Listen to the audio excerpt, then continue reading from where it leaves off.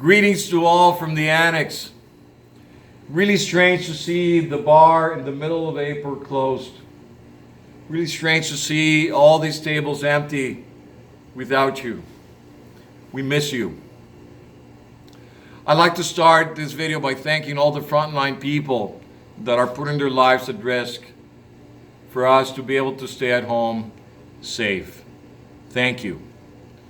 Thank you to those that are going to hospitals and are face to face with the virus on a daily basis. I'd like to personally thank Jessica, my daughter, who's a nurse in the ICU at Michael Garron Hospital. Thank you, Jessica.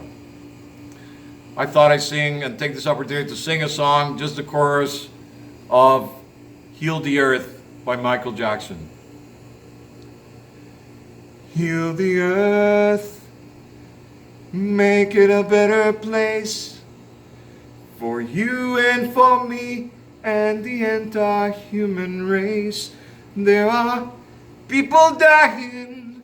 If you care enough for the living, make a better place for you and for me. Make a better place for you and for me. I'd like to toast all those heroes with Chardonnay. And today's brief wine lesson is on Chardonnay. Chardonnay is the widest planted varietal in the planet. Chardonnay grows everywhere. Birth of Chardonnay is Burgundy. Burgundy truly produces some of the best Chardonnays in the world. From the Côte d'Or region, the Marcels, the Chassagne-Montrachet, the Poligny-Montrachet, those are probably some of the most expensive Chardonnays in the world. They come from that lovely region. On the left here of the table, over here, and I'm going to just push it back so you can see me a little better, we have actually from Louis Latour, the sub-region of Marcinay. And Marcinay is actually right beside the Côte d'Or region. Soils very similar, so producing really good value wine.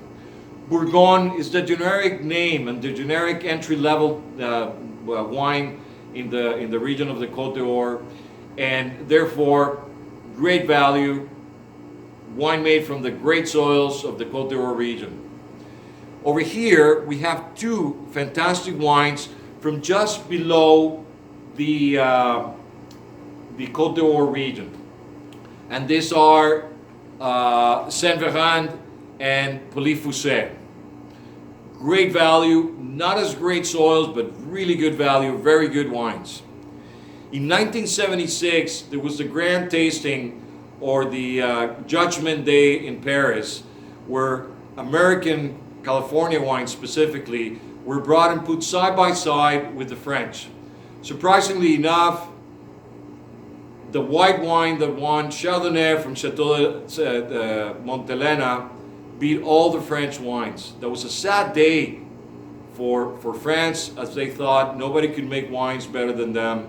But California surprised them. And not only California, but the world was really, really happy that they also had a chance of making great wines.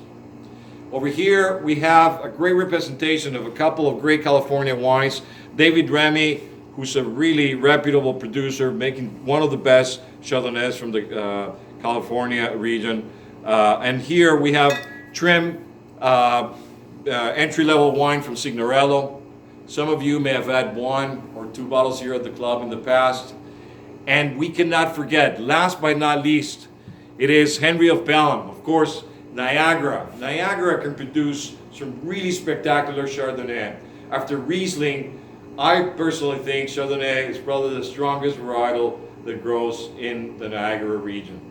Let's not forget Chablis, north of the Côte d'Or, where some of you still think that that's a varietal. Well, it's not. Everything that grows in Chablis is Chardonnay.